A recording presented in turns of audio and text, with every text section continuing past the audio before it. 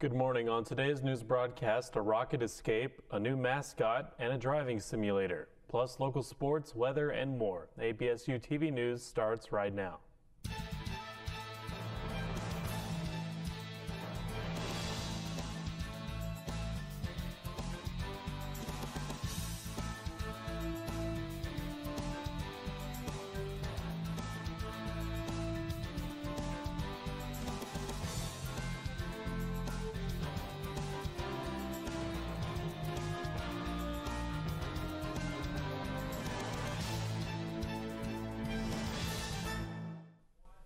Good morning, I'm Brandon CROSSLIN. And I'm Megan Stamps. For the second time in a month, a devastating hurricane has struck the U.S. For more on the hurricane, let's head over to Angela Peterson. 11 people dead, over 1 million without power, and entire neighborhoods in ruins.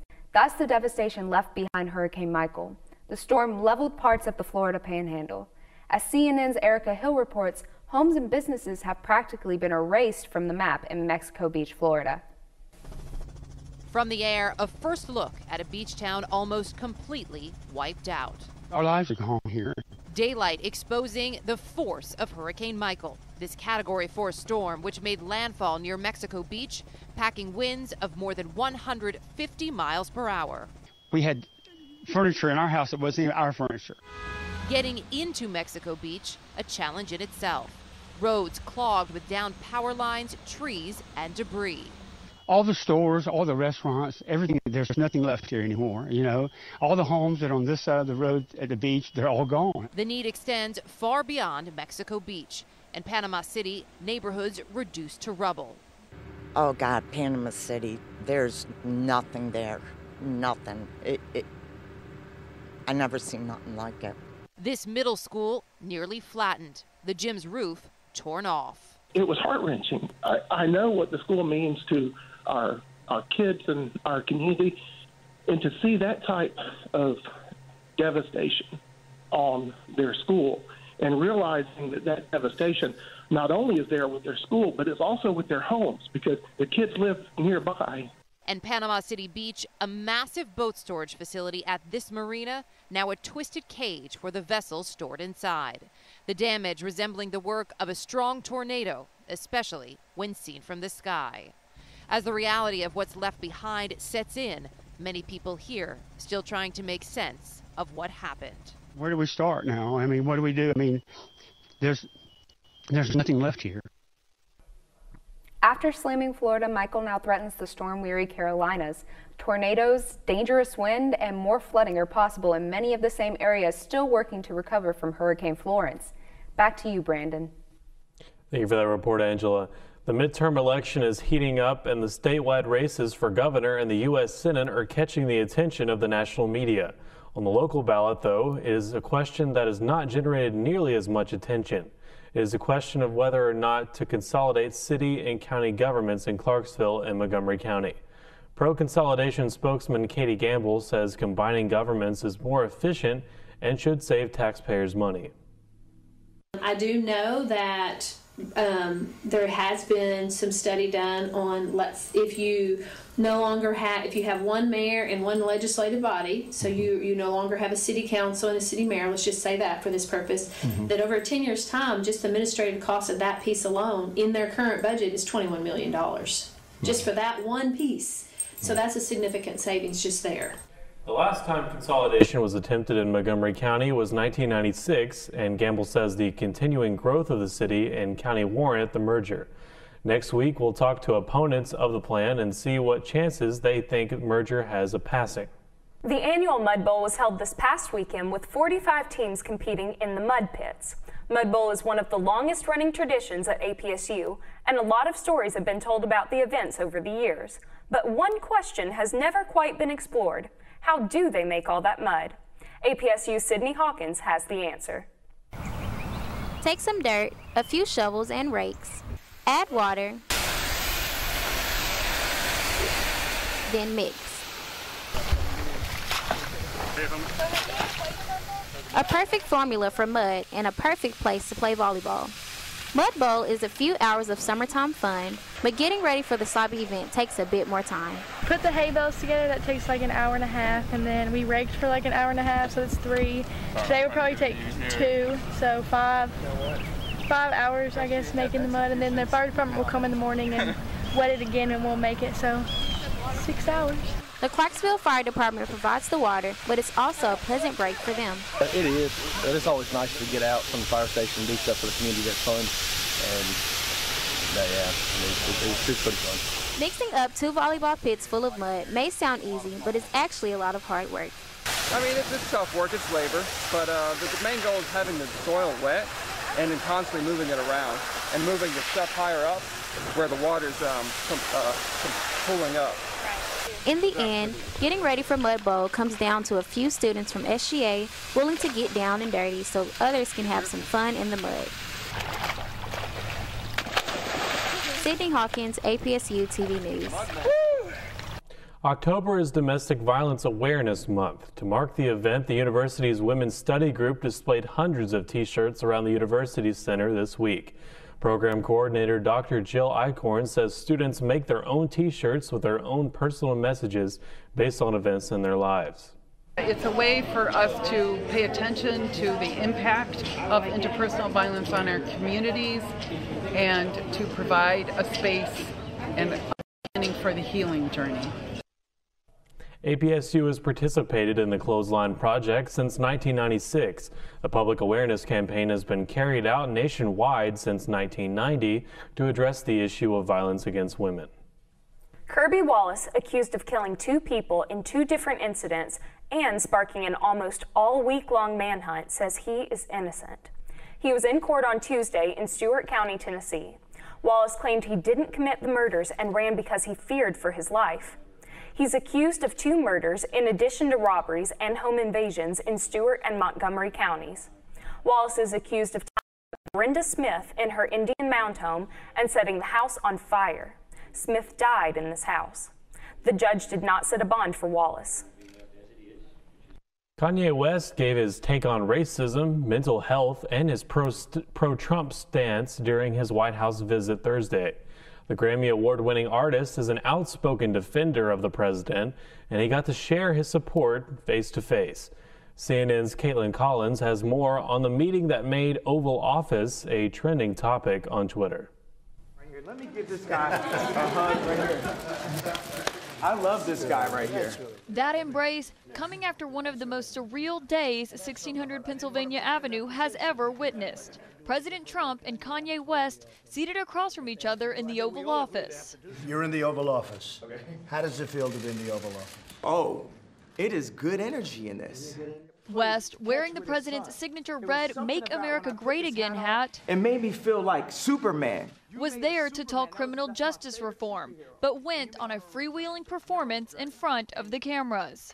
Trump is on his hero's journey right now, and he might not have expected to have a crazy motherfucker like Kanye West run up and support. West praised Trump repeatedly. If he don't look good, we don't look good. This is our president. He has to be the freshest, the flyest. Lashed out at Democrats. You know, people expect that if you're black, you have to be Democrat. And pitched a replacement for Air Force One. This right here is the I-Plane 1. It's a hydrogen-powered airplane. The rapper, who once famously said President George W. Bush didn't care about black people, was asked if he feels the same way about Trump. As black people, we have to take a responsibility for what we're doing. We kill each other more than police officers. His monologue even seemed to put the president at a loss for words. This was just set up to be a lunch. Asked if he thought Kanye should run for president, Trump sounded encouraging. Could very well be. While West promised not to run against him. Only after 2024. As major headlines flashed throughout the world, the stock market dipping, questions raised about the death of a Saudi journalist, and recovery underway in Florida, it was another day of reality television at the Trump White House. I'll tell you what, that was pretty impressive. He can speak for me anytime he wants. He's been a great guy. He's a smart cookie. Now let's head back over to Angela Peterson for your fall break weather. Thanks, Brandon. So guys, we are finally getting that cold weather, so we can finally break out those sweaters that we bought over a month ago and wear them. So let's look at what the weather looks like nationally. In Los Angeles, we've got 81 is our high. In Seattle, it is 62. In Denver, Colorado today, we are looking at weather being 63. In Dallas, 67. Chicago's going to be 46. It's going to be a little bit chilly over there. In Atlanta, it's going to be 72. In New York, 65. What about Tennessee? So today's highs in Memphis, we've got a high of 67. In Clarksville today, we are getting 64 degrees. In Nashville, 66. In Chattanooga, 70. And in Nashville, 67. In today's lows, we are going to be in Memphis, 51. Clarksville, 42. Nashville, 46. Chattanooga is going to be 51 today. And in Knoxville, 48. Now the current temperature today is 48 degrees. It's pretty chilly outside with a little bit of winds, not much. Tonight's temperature, however, is going to be 55 degrees with a little bit of wind and a chance of precipitation. Now let's look at our 5-day forecast. Today, like I said, it's going to be mostly cloudy with a high of 64 and a low of 42. Saturday is going to be partly cloudy with a high of 63 and a low of 50. On Sunday, throughout our fall break, actually, it's going to be pretty rainy with a high of 64 and a low of 44 on Sunday. On Monday, it's going to be a high of 56 with a low of 40. And on Tuesday, it's going to be a high of 56 and a low of 39. Still ahead, Bryce BEMENT tells us what's happening in the world of sports. APSU-TV News will be right back.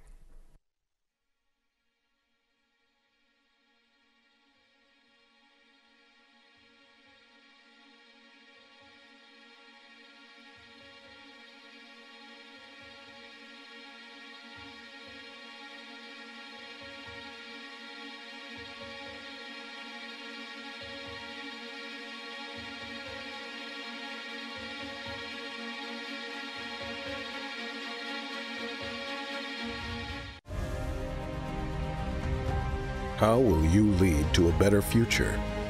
Will you lead through life-changing innovations, or will your leadership shine through the quality of your work? Success is defined by the individual.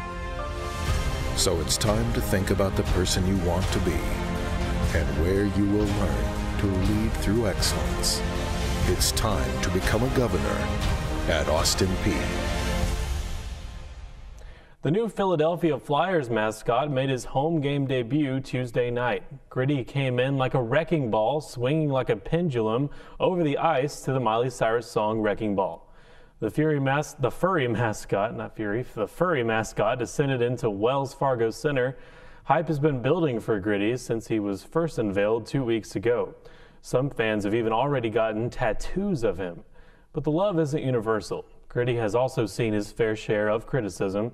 He's been compared to everything from Animal from the Muppets to Grimace from McDonald's commercials. At least, unlike Miley, he came in like a wrecking ball fully clothed. For more what's happening in sports, let's head over to Bryce BEMENT for a look at your Gov Sports update. Bryce?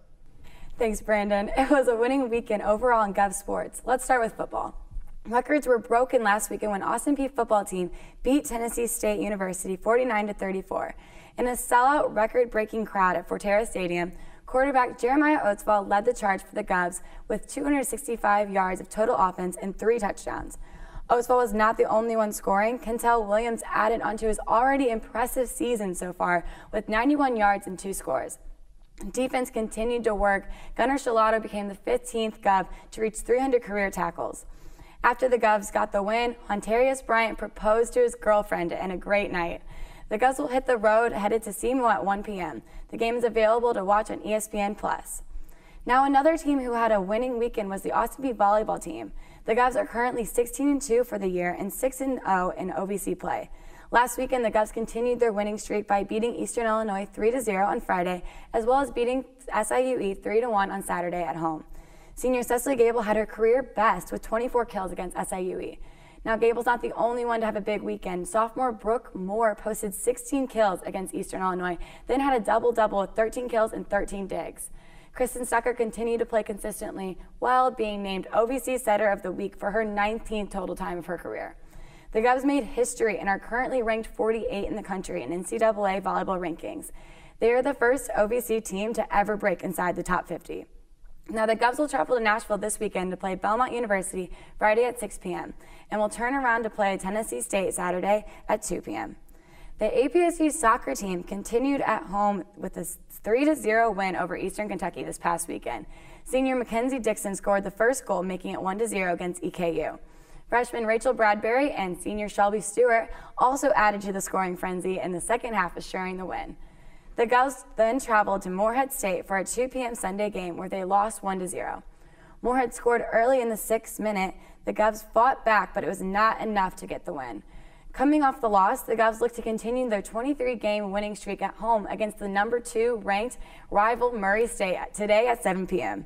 The Govs will then turn around and go on the road to the number 1 ranked University of Tennessee Martin on Sunday at 2 p.m. Now that's all we have for sports. APSU-TV News will be right back. The honors program at Austin Peay started. There was a group of professors who thought, what are we doing for our strongest students? And since then, the program has changed and grown with the university. And now we have over 300 students who are in the program. It's open to students of all majors. I wanted something that would set me apart from other pre-med students. So I thought the honor program would help me with that. It's pretty easy to make friends here because everyone here is focused on school because they're in the honors program, so they want to get something out of school. And it's just a nice place to come and study. In the classrooms, they will be asked to stand on their tiptoes, is what we say.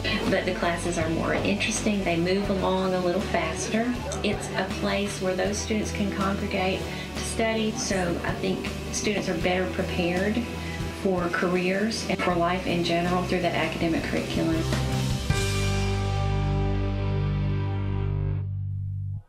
Have you ever wanted to know more about the skills needed for coding on a computer, such as using JavaScript or building your own website?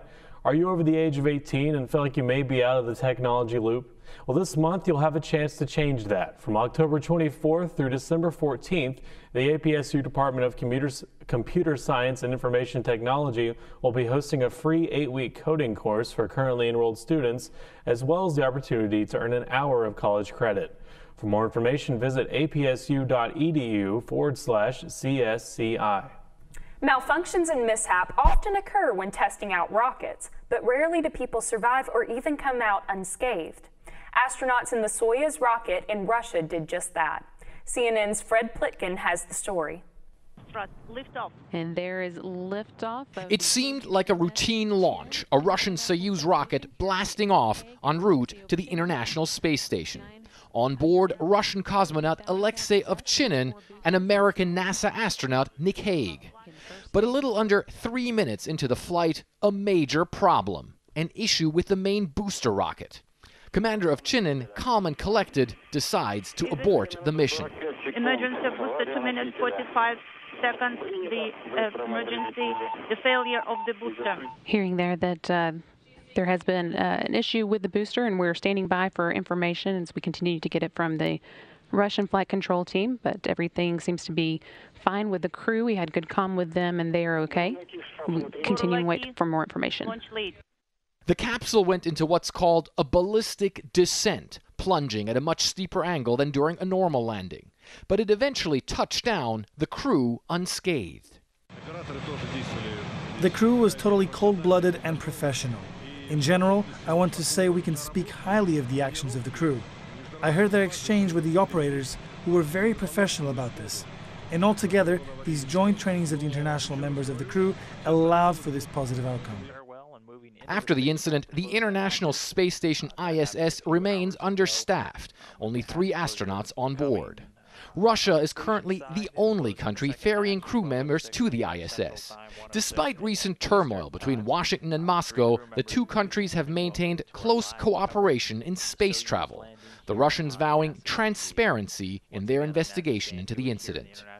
I think the American side will be understanding about this, and of course it's not appropriate to hide any reasons behind this situation, Russia's Deputy Prime Minister says.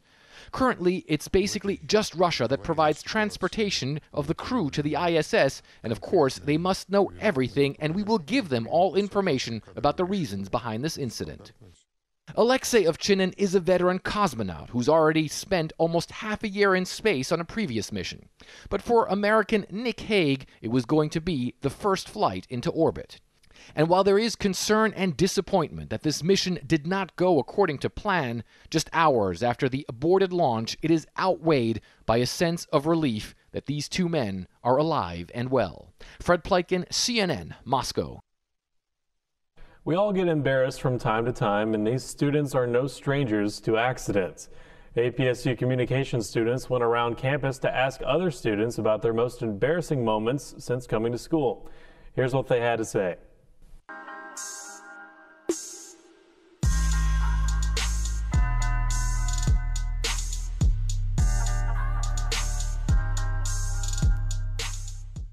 My name is Darian Wiley Hunt, and I am a senior. Elijah McGee, and I'm a sophomore as well. Randy. Keandre. My name is Malik Taylor. Erica. My most embarrassing moment at Austin P was when I was taking this class and the teacher was saying who got the highest grade, who got the lowest grade. And you know the memes were like, who got the lowest grade in the class? I'm like, that can't be me. I got my test back and I was that lowest grade. My most embarrassing moment, I had filled up a cooler and I was pulling it over there and all the ice fell out all over the floor and I didn't clean it up, I just left. I was in the library typing my paper.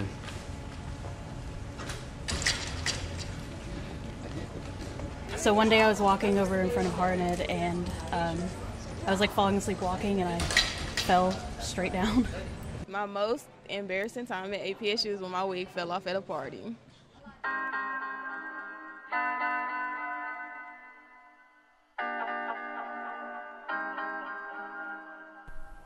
The Department of Safety and Homeland Security reports that so far this year there have been over 800 Tennessee traffic fatalities.